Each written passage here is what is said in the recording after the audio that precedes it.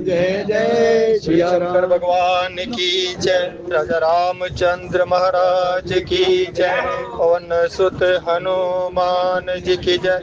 सतगुरुदेव भगवान की जय। गोस्वामी तुलसीदास जी महाराज की जय। मैं मेरी सच्चिया छूता वाली माता। बड़ा ही सुंदर और पावन प्रसंग है आज का। तो आदि श्री कृष्ण कुमार वर्मा से पात्र है। आज कथक सुंदर रखेंगे आदि श्री कृष्ण कुमार वर्मा जी। इनका नंबर कल था, ये नहीं आए तो हम वेट करते रहे।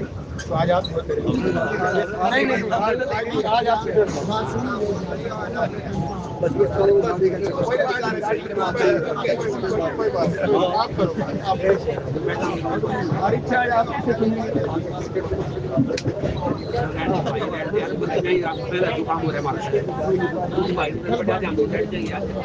गाड़ी का चक्कर, गाड़ी लेट हो जाती है। बोले राजा रामचंद्र महाराज की जय। आइए भगवान की कथा से पूर्व परम पावन नाम का स्मरण करें। दया मैं हम गरीबों का कहो, धार कब होगा। दया मैं हम गरीबों का कहो, धार हमारा डूबता बेड़ा ये भव से पार कब होगा। हमारा डूबता बेड़ा ये भव से पार कब होगा। दया में हम गरीबों का कहो, धार कब होगा। दया में हम गरीबों का कहो, धार कब होगा। लुटेरे पांच हैं पीछे हमें जो लूटते आए। लुटेरे पांच हैं पीछे बड़े बलवान शत्रु हैं जिन्हें हम जीत ना पाए। बड़े बलवान शत्रु हैं जिन्हें हम जीत ना पाए। दया में इन लुटेरों का कहो संहार कब होगा। दया में इन लुटेरों का कहो संहार हमारा डूबता बेड़ा ये भव से पार कब होगा। हमारा डूबता बेड़ा ये भव से पार कब होगा। विषैली वासनाओं से ये मन में ला हुआ मेरा। विषैली वासनाओं से ओहो अभिमान में पढ़कर मैं भूला नाम भी तेरा। मोह अभिमान में पढ़कर मैं भूला दया में इन लुटेरों का कहो संहार कब होगा। दया में इन लुटेरों का कहो संहार कब होगा। सहारे छोड़ कर सारे सहारा ले लिया तेरा। सहारे छोड़ कर सारे सहारा ले लिया तेरा। मेरी भूलों को तुम भूलो इसी में है भला मेरा। मेरी भूलों को तुम भूलो इसी में है भला मेरा।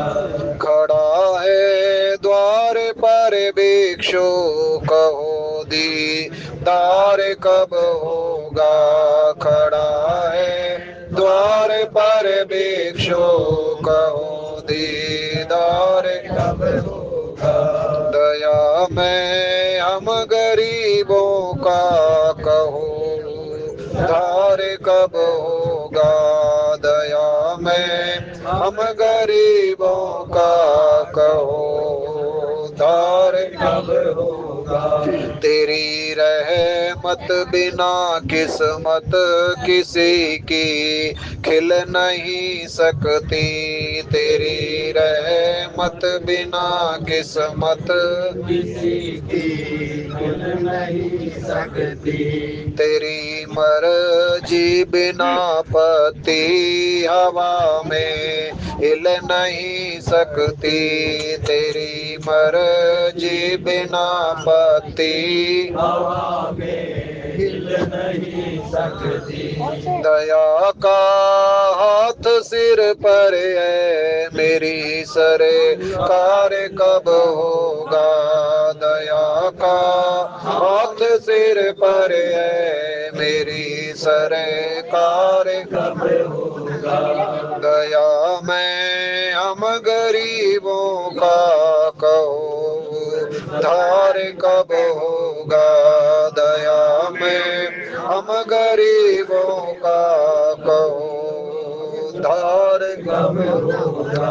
हमारा डूबता बेड़ा ये भव से पार कब होगा। हमारा डूबता बेड़ा ये भव से पार कब होगा। दया में हम गरीबों का कहो धार कब होगा। दया में हम गरीबों का कहो धार कब होगा। बोले राजा रामचंद्र महाराज की जय। लोक शिक्षा के लिए अवतार जिसने था लिया। निर्विकार निरीह होकर नर सदृश कौतुक किया। राम नाम ललाम जिसका सर्व मंगल धाम है। प्रथम उस सर्वेश को श्रद्धा समेत प्रणाम है। श्रद्धा समेत प्रणाम है। राम अमित गुण सागर था के पावई कोई। संतन सन जस कछु सुन्यो तुम ही सुनावहु सोई। सियावर रामचंद्र पद जय शरणम शंकर हरि ओम जय जय। रघुकुल रीत सदा चली आई।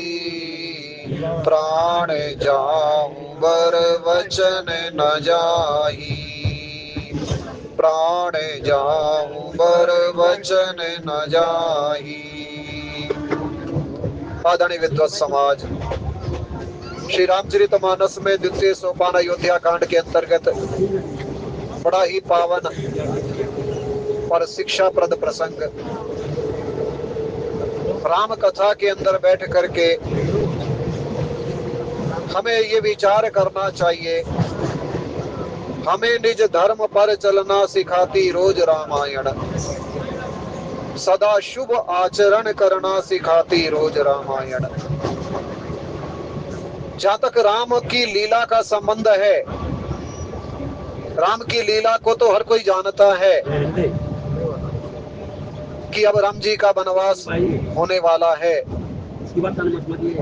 अयोध्या वासी जो राम के राज्याभिषेक को देखना चाहते हैं, लेकिन भगवान की इच्छा के आगे हर किसी को नतमस्तक होना पड़ता है।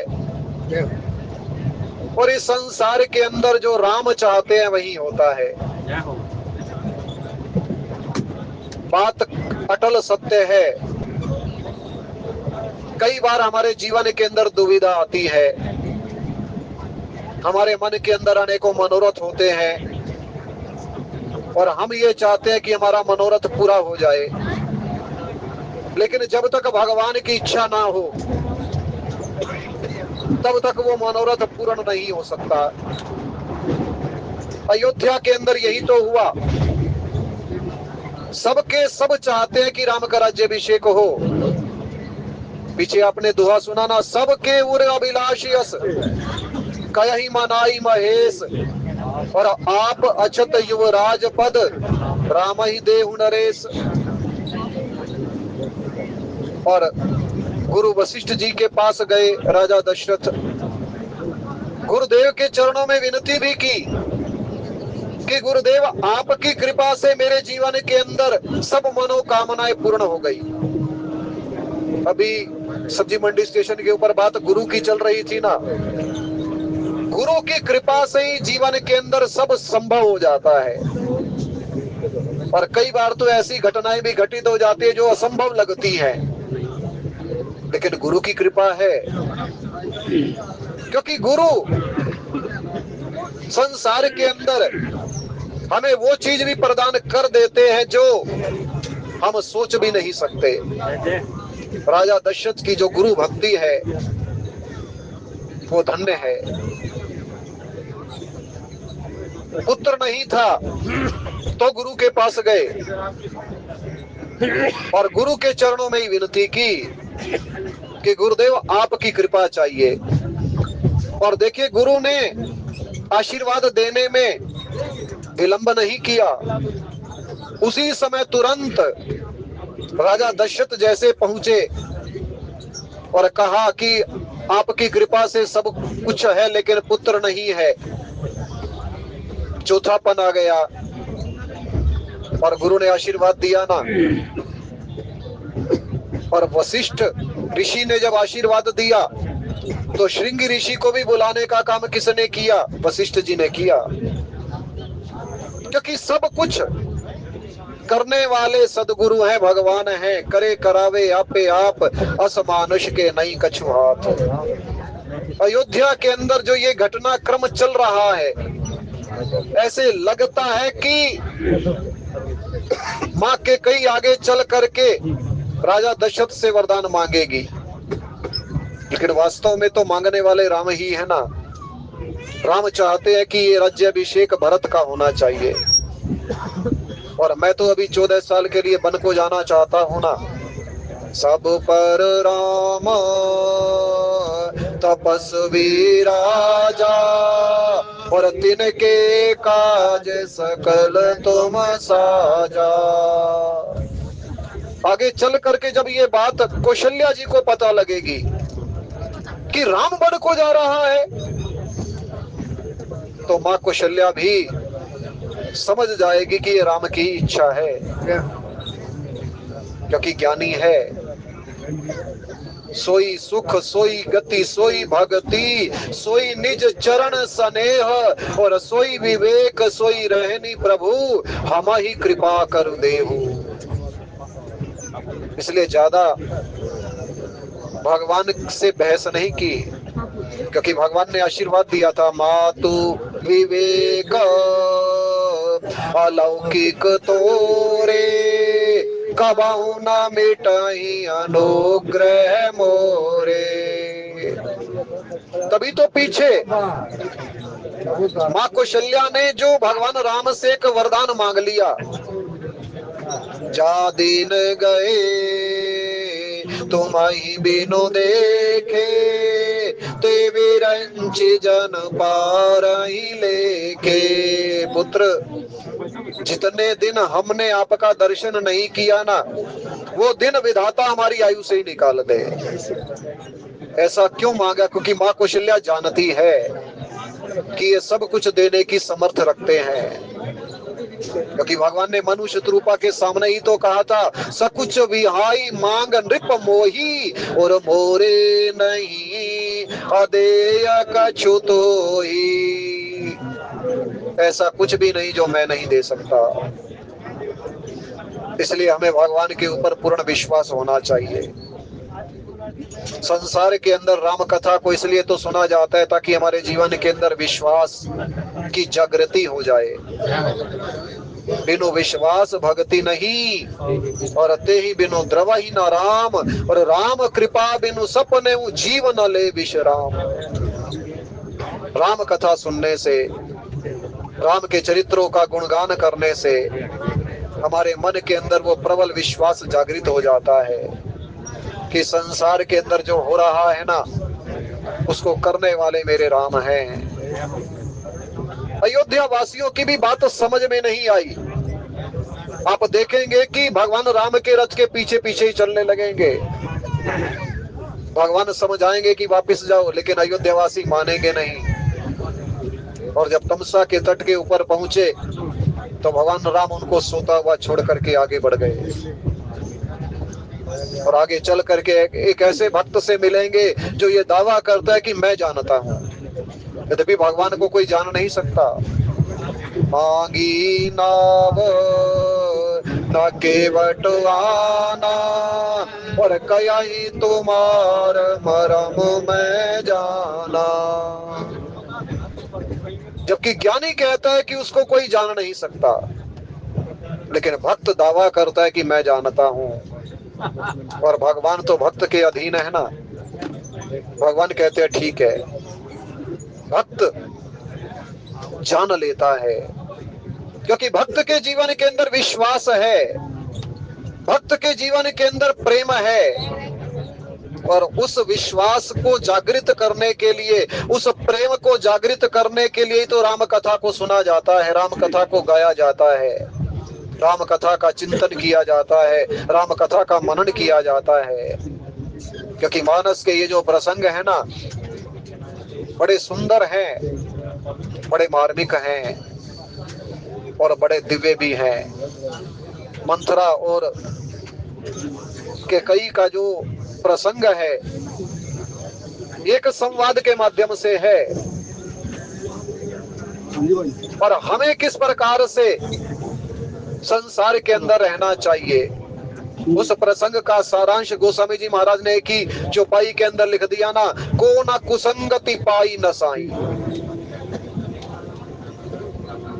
कितने दोहे लिख डाले, लेकिन एक चौपाई के अंदर। क्योंकि अब कलयुगी जीव है ना, कलयुगी जीव के सामने अगर राम कथा का बार बार भी गुणगान किया जाए ना, तो भी कई बार ये कथा समझ में नहीं आती।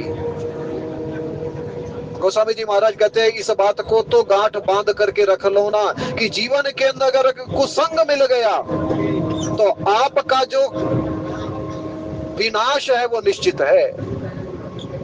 गोस्वामी जी महाराज कहते हैं ऐसा बताओ, को ना कुसंगति पाई न साई। प्रश्न करते हैं, मानो अपने मन से ही पूछने का प्रयास करते हैं कि मन ये बता, अगर किसी को कुसंग मिला हो और उसका जीवन विनष्ट ना हुआ हो, ऐसा नहीं हो सकता।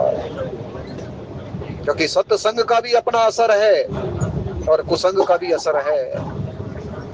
और रया ही न नीच मते चतुराई, बुद्धि धरी की धरी रह जाती है। जीव चाहे कितना ही चालाक क्यों ना हो, कितना ही अपने आप को बुद्धिशील क्यों ना माने, लेकिन कुसंग पा करके उसका जीवन तो विनाश निश्चित है ना। कैकेयी के जीवन के अंदर बुद्धि की कोई कमी नहीं थी, वीरांगना थी, लेकिन मंथरा का कुसंग मिल गया। और किस प्रकार से होनहार भाभी के वशीभूत होने के कारण राम को अपने से दूर कर बैठी, और समाज ने स्वीकार नहीं किया। कैकेयी के चरित्र को भी समझना इतना आसान नहीं है।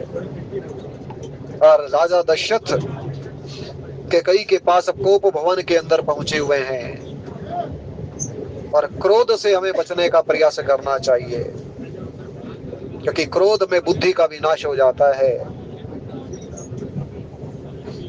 इसलिए जीवन के अंदर कहीं जाना हो ना, और अगर पता लगे कि अमुक व्यक्ति इस समय क्रोध में है, तो हो सकता है उससे बचने का प्रयास कीजिए।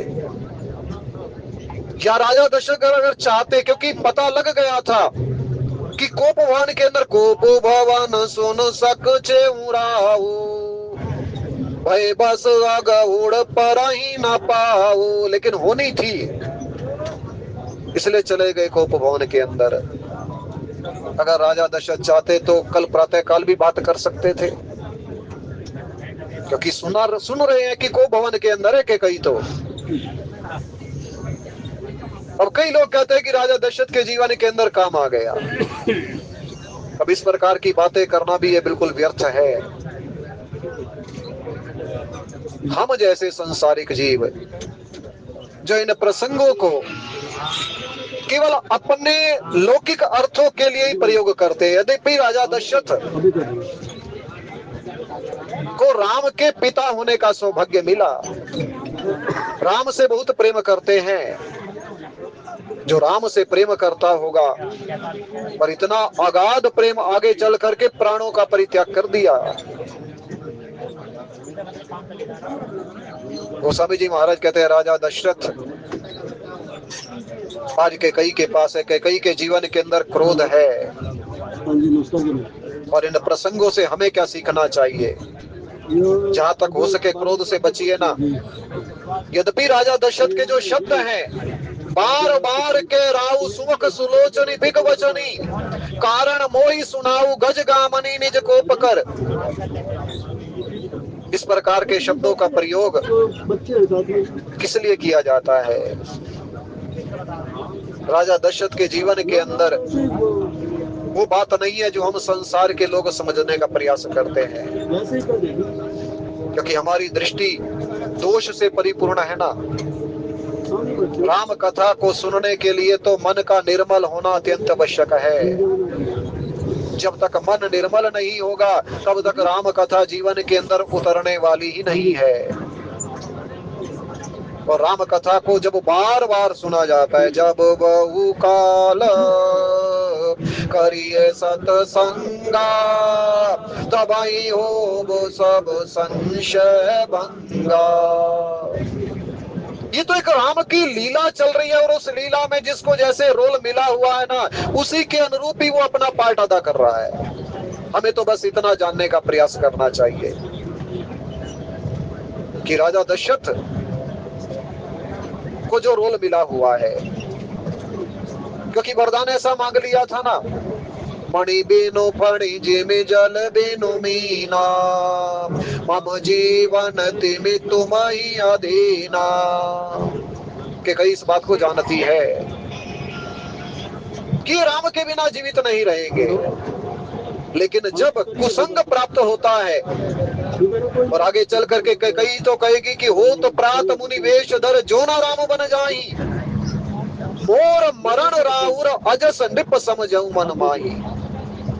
राजा दशरथ को बड़ा आश्चर्य होगा कि आज तक के कई इतनी कठोर नहीं बनी, लेकिन आज पहली बार के कई जिस प्रकार के शब्दों का प्रयोग कर रही है ना, लगता है विधाता इसके विपरीत हो गए हैं।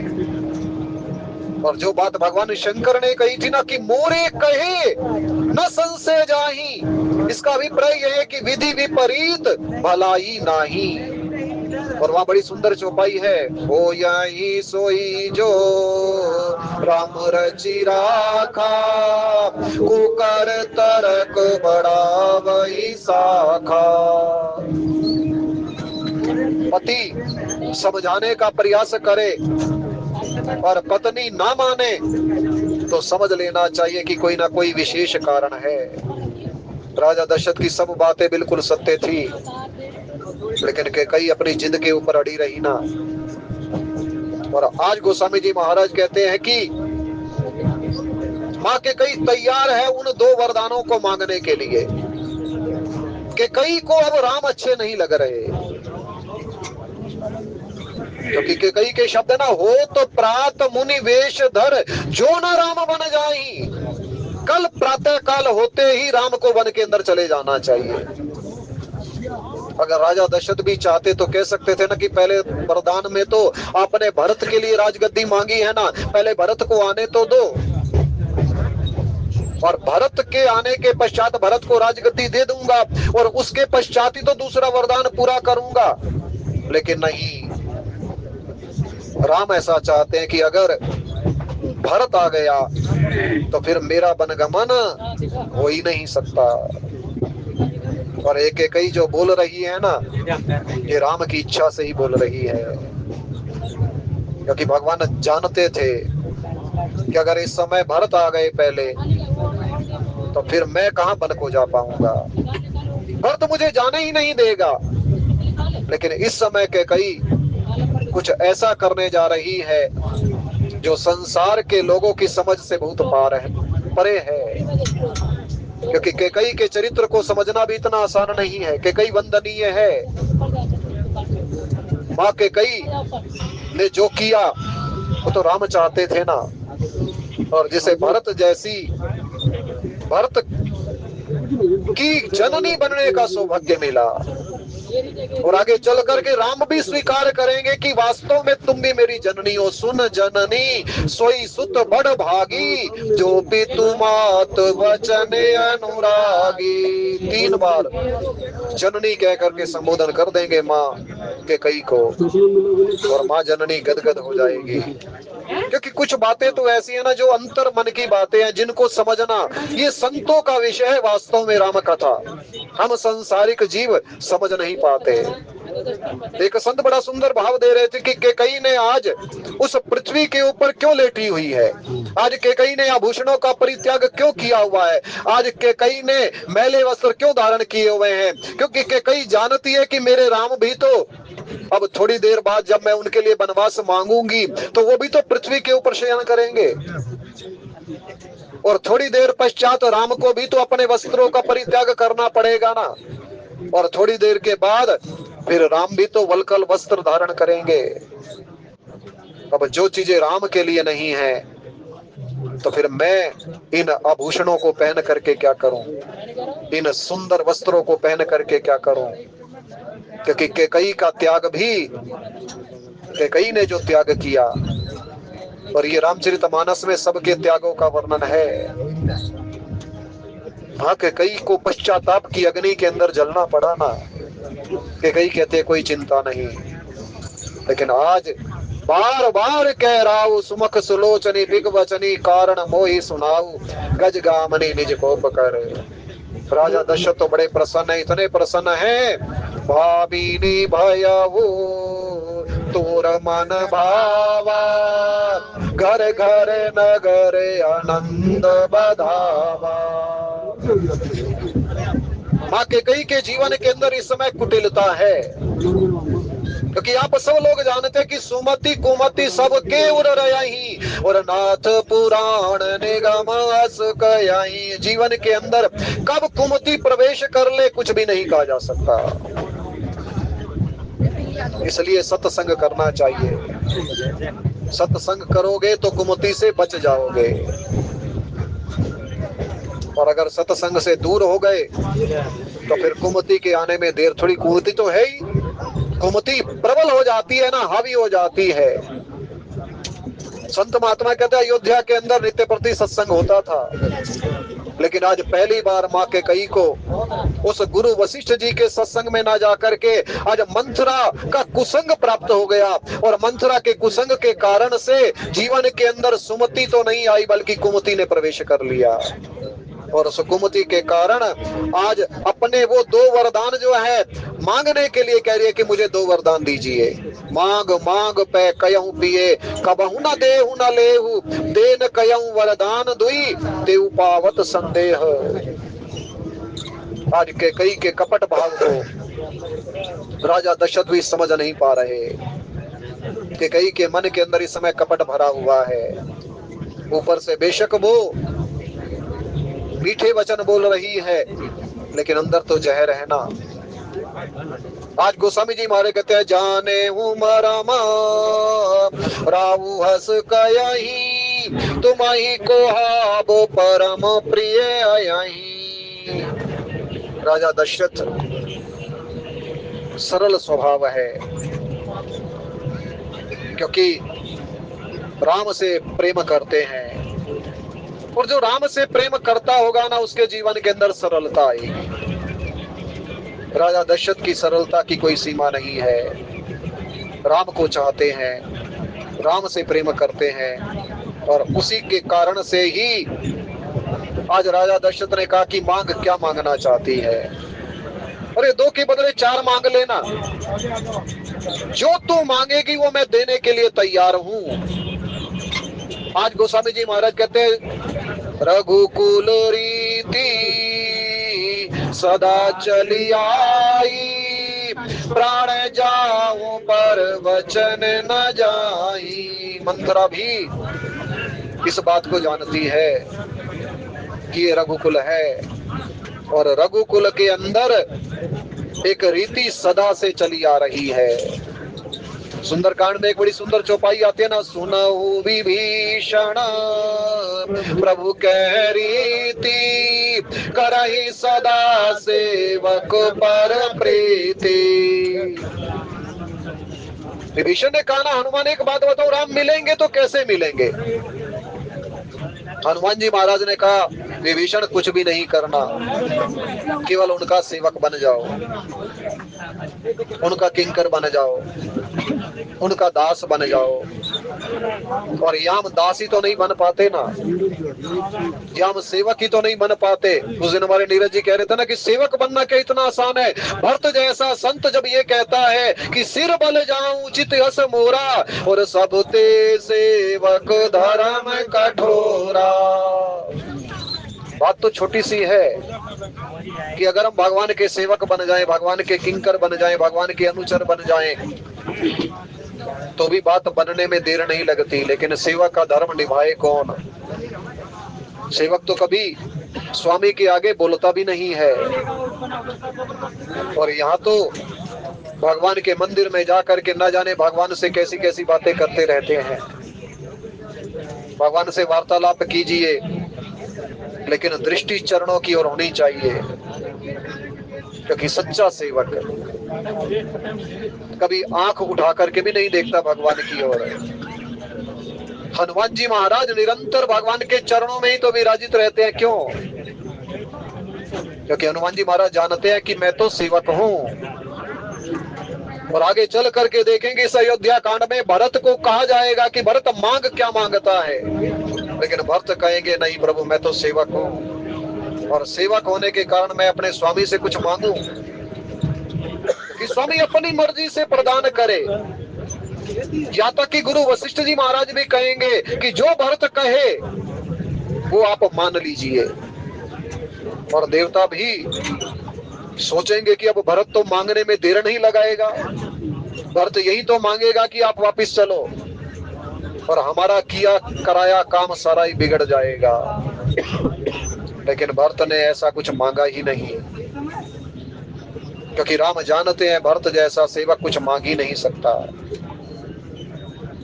सेवक हो तो कैसा होना चाहिए? हनुमान जैसा सेवक हो। विभीषण को एक मंत्र दिया, और वो मंत्र यही था, तुम्हारो मंत्र विभीषण माना, लंकेश्वर भय सब जग जाना।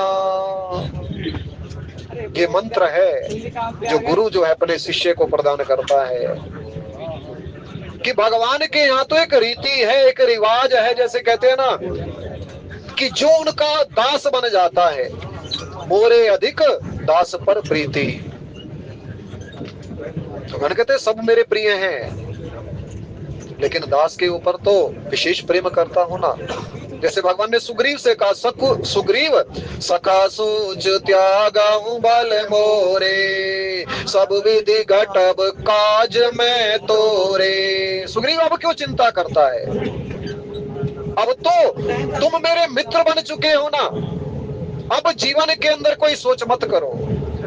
अब तो तुम्हारा और हमारा संबंध जुड़ चुका है, और संबंध जुड़ाने वाला भी कौन है? हनुमान जी महाराज। संत के माध्यम से जब भगवान को प्राप्त कर लिया जाता है तो भगवान दूर नहीं होते। इन प्रसंगों से कुछ समझने का प्रयास करना चाहिए। आज राजा दशरथ कह रहे हैं, झूठ हूं हम ही दोष जन देहु, दुई के चार मांग मकुले हो। रानी झूठ मूठ हमें दोष मत दे। बड़ा खुशी का अवसर है, क्योंकि अयोध्या के अंदर घर घर में बधाइयां बज रही हैं। अयोध्यावासी बड़े प्रसन्न हैं। और राजा दशरथ के लिए इससे बढ़कर के खुशी की बात क्या हो सकती थी कि जिसका पुत्र राजगद्दी के ऊपर बैठने जा रहा हो। कनक सिंहासन सिए समेता, बैठाई राम होई चित चेता। और प्रसन्नता में तो किसी से अगर कुछ मांगा भी जाए ना तो वो देने से मना नहीं करता। राजा दशरथ तो बड़े प्रसन्न हैं, लेकिन कैकेयी के जीवन के अंदर इस समय कपट भरा हुआ है मंथरा के कुसंग के कारण। और राजा दशरथ कहते हैं कि नहीं असत्य समपातक पुंजा। आज हम जिस युग में रहते हैं ना, आप सब लोग जानते हैं कि झूठ ही भोजन झूठ चबेना। हमारा जीवन भी किस प्रकार का हो गया। भगवान मिले तो कैसे मिले। यद्यपि हम अपने आप को संतुष्ट करने के लिए कह देते हैं कि सब चलता है इस युग में, लेकिन वास्तव में तो हमारे जीवन के अंदर सत्य होना चाहिए ना। राम सत्य संकल्प प्रभु सभा काल बस तोर, और मैं रघुवीर शरण अब जाऊ देहु जनि खोर। राम सत्य का स्वरूप है, राम प्रकाश का स्वरूप है, और हम तो अंधकार का स्वरूप है ना। अब अंधकार भला प्रकाश के पास कहाँ जा सकता है। प्रकाश और अंधकार कभी आमने सामने रह ही नहीं सकते। आज गोस्वामी जी महाराज कहते हैं कि नहीं असत्य समपातक पुंजा, गिरि सम हो एक कोटिक गुंजा। असत्य के समान पापों का समूह भी नहीं है। सबसे बड़ा पाप है झूठ बोलना। तो राम कथा को सुन करके पीछे बात चल रही थी ना कि ठीक है इस युग में हमारे से और दूसरे साधन नहीं हो सकते, चाहे वो व्रत का है, चाहे वो योग का है, चाहे वो यज्ञ का है, हम नहीं कर सकते। लेकिन जितना हो सके उतना तो कीजिए ना। ये थोड़ी कि बिल्कुल ही आप छोड़ दीजिए कि कलयुग में तो व्रत के नियमों का पालन पूर्ण रूप से कोई भी नहीं कर सकता। लेकिन इस युग में जितना संभव हो सके, जितना आप से बन पड़े, क्योंकि हमारे जो वैदिक नियम है उनका पूर्णतया पालन करना तो इस युग में बड़ा ही कठिन है। लेकिन इसका अभिप्राय ये नहीं कि उनको बिल्कुल ही छोड़ दिया जाए, तो फिर सनातन धर्म की नींव है ये। गोस्वामी जी महाराज ने कहा ना, कल युग योग यज्ञ नहीं ज्ञाना। ठीक है इनकी मात्रा कम है, लेकिन जहां तक संभव हो सके, जितना आप से पालन हो सके आप कीजिए ना। कोई भी व्रत है आप उसको धारण कीजिए और भगवान से उसको पालन करने की शक्ति मांगिए ना कि प्रभु आप कृपा कीजिए। क्योंकि जब तक उसकी शक्ति नहीं होगी तब तक बात बनेगी नहीं ना। ठीक है कि अयोध्या वासियों ने 14 साल तक व्रत किया, राम दरस लगी लोग सब करई नेम उपवास, और तज तज भूषण बसन निज जियत अवध की आस। नाम तो एक आश्रय है, नाम तो हम सब लोग लेते हैं, भरत भी तो नाम लेते थे ना। लेकिन इसका अभिप्राय ये नहीं कि केवल नाम ही लेते थे, बाकी जो दूसरे साधन थे उनका भी अपने जीवन के अंदर वो पालन करते थे। और आज गोस्वामी जी महाराज कहते कि जहां तक हो सके, जितना हो सके आप झूठ बोलने से बचने का प्रयास कीजिए। और प्राचीन काल में तो लोग बिल्कुल भी झूठ नहीं बोलते थे, यद्यपि आगे आने वाला समय और भी भयानक ही आएगा, क्योंकि वो जानते थे कि अगर झूठ बोलूंगा तो पाप तो मुझे ही लगेगा ना। इसलिए वो कहते थे कि मैं झूठ नहीं बोलूंगा। आज गोस्वामी जी महाराज कहते हैं सत्य मूल सब सुकृत सुहाए, वेद पुराण विदित मानूंगा। राजा दशरथ ये बात कहने जा रहे हैं, क्योंकि जिनके जीवन के अंदर सत्य है। बंदे अवध भुवाल सत्य प्रेम जय राम पद, बिछुरत दीन दयाल, बोले तृण इव परिहरहूं। कितना समझाया मां कौशल्या ने, अपने प्राणों को रख लो, लेकिन कहा नहीं। हार गुनंदन प्राण प्रीते, बहुत दिन जियत तुम ही बिनु बीते। तुम बिन जियत बहुत दिन बीते। केवल 6 दिन हुए थे बस, और उनको ऐसे लगा जैसे युग बीत गए हों। इतना प्रेम राम के चरणों में, क्योंकि सत्य से प्रेम था। जानते थे कि सत्य राम है, और अगर राम ही नहीं तो फिर मेरे जीवन के अंदर कुछ भी नहीं। आज महाराज दशरथ कह रहे कि कई के सामने कि सत्य ही समस्त उत्तम पुण्यों की जड़ है। जिसके जीवन के अंदर सत्य है ना, फिर उसके जीवन के अंदर राम का पदार्पण होता है। और हम सत्य से दूर होते जा रहे हैं। इसलिए जहां तक संभव हो सके, जितना हो सके, अपनी दिनचर्या के अंदर सत्य को धारण कीजिए ना, और ये विचार कीजिए कि मुझसे कोई असत्य बात ना निकल जाए। भगवान से शक्ति मांगिए कि प्रभु इतनी शक्ति हमें देना दाता, और मन का विश्वास कमजोर होना, हम चले नेक रास्ते पर भूल कर भी कोई भूल होना। भगवान से मांग करके तो देखिए, भगवान देते हैं। आज गोस्वामी जी महाराज कहते हैं, तेहि पर राम शपथ करी आई, सुकृत सने अवधि रघुराई। मंथरा ने कहा था कि कई एक बात का ध्यान रखना। बोले भूपति रामा शपथ जब करही, तेहि मांगे सुजेहि वचन न टरही। और आगे चल करके दशरथ जी सोचेंगे कि अगर वरदान पूरा नहीं करता हूं, क्योंकि राम की शपथ से जुड़ चुके थे। और आज दशरथ जी स्वीकार करते हैं कि मेरे द्वारा राम की शपथ भी अपने मुख से निकल पड़ी है, क्योंकि राम जो है मेरे पुण्य और स्नेह की सीमा है। राजा दशरथ स्वीकार करते हैं कि सब सुत प्रिय मोहे प्राण की नाई, पर राम देत नहीं बनाई गोसाई। क्योंकि राजा दशरथ तो ये सोचते थे ना कि ये कभी ऐसा वरदान मांग ही नहीं सकती, क्योंकि जो राम से इतना प्रेम करता हो, क्या वो ये कहेगा कि राम मुझसे दूर चले जाएं? राजा दशरथ जानते थे कि कैकेयी राम से बहुत प्रेम करती है, जैसे मैं प्रेम करता हूँ ना राम से, कैकेयी का भी राम के प्रति प्रेम कोई कम नहीं है।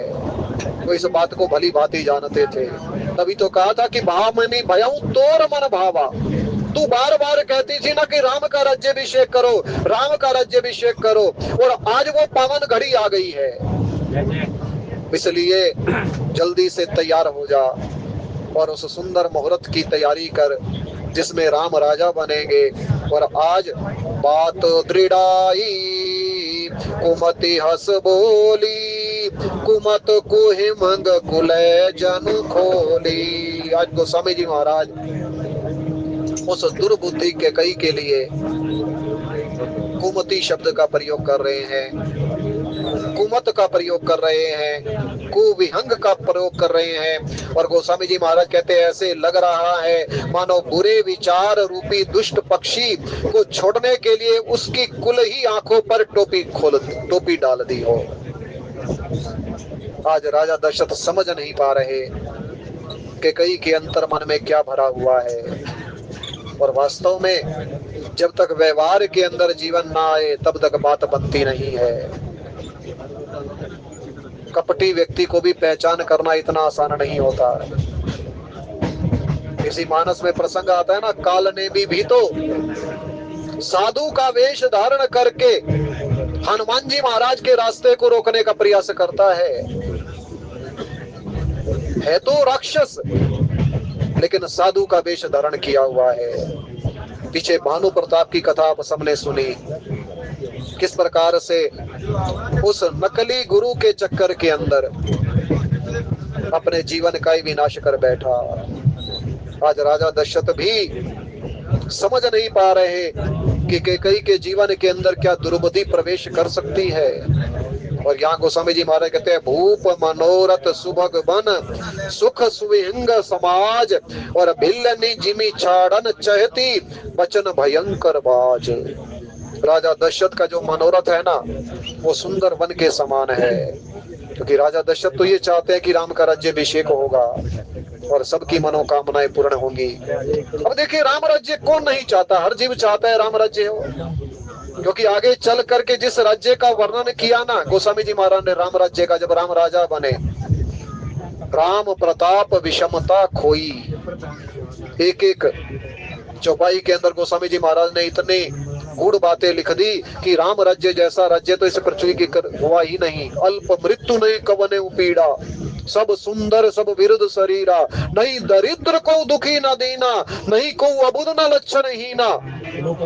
इतना महान राज्य राम राज बैठे त्रैलोका, हर्षित भयाऊं गयाऊं सब शोका। लोगों के जीवन से शोक समाप्त हो गया। 14 साल के बाद आया राम राज्य, तो राजा दशरथ उस राम राज्य को अभी लाना चाहते हैं। गोस्वामी जी महाराज कहते हैं राजा का जो मनोरथ है वो सुंदर वन के समान है, सुख जो है सुंदर पक्षियों का समुदाय है, क्योंकि राम राज्य आने से तो सुख ही सुख होगा ना। जहाँ सुख का राज्य है वो राम राज्य है, जहाँ किसी प्रकार का कोई दुख नहीं है, हर प्रकार का सुख, केवल लौकिक सुख नहीं, दैहिक दैविक भौतिक तापा, राम राज नहीं कायं व्यापार। आज के युग में तो हर जीव को कोई ना कोई दुख है ना। पहला सुख निरोगी काया माना जाता था, लेकिन हर व्यक्ति किसी ना किसी रोग से जरूर पीड़ित है। लेकिन राम राज्य में ऐसा नहीं था, दैहिक दैविक भौतिक तापा, राम राज नहीं कायं व्यापार। राम राज्य आने से सुख जो है सुंदर पक्षियों का समूह है, और उस पर भीलनी की तरह के कई अपना वचन रूपी भयंकर जो है बाज जो है वो छोड़ना चाहती है। और राजा दशरथ उन वचनों को जो उनको दे चुकी है, किस प्रकार से वरदान माँ के कई मांगने जा रही है, और वरदान मांगने में भी बड़ी सजग है, बड़ी सावधान है। पहला वरदान ये नहीं मांगेगी कि राम को वन के अंदर भेज दो, नहीं, पहले वरदान में भरत का राज्याभिषेक। और राजा दशरथ एक बार विचलित तो होंगे, लेकिन फिर सोचेंगे कोई बात नहीं, क्योंकि मेरे लिए राम और भरत एक समान है। संत और भगवंत के अंदर कभी अंतर भी नहीं करना चाहिए। भरत संत है और राम भगवंत है। अगर ये राम के बदले भरत को राजगद्दी देना चाहती है तो कोई दिक्कत नहीं है, लेकिन दूसरे वरदान में राजा दशरथ कहेंगे कि एक ही बात मोहे दुख लागा, पर दूसर असमंजस मांगा। और किस प्रकार से कैकेयी को समझाने का प्रयास भी किया जाएगा। बड़ा ही सुंदर और पावन प्रसंग आने वाले विद्वान वक्ताओं के माध्यम से आप ये चर्चा श्रवण करते रहेंगे। आइए कथा को विश्राम, त्रुटि के लिए क्षमा। बोलिए राजा रामचंद्र महाराज की जय। आदरणीय के वर्मा जी का बहुत बहुत धन्यवाद, बहुत सुंदर भाव रखे। और अब श्री हरि जी की आरती कराएंगे आदरणीय सतीश जी कन्वर वाले।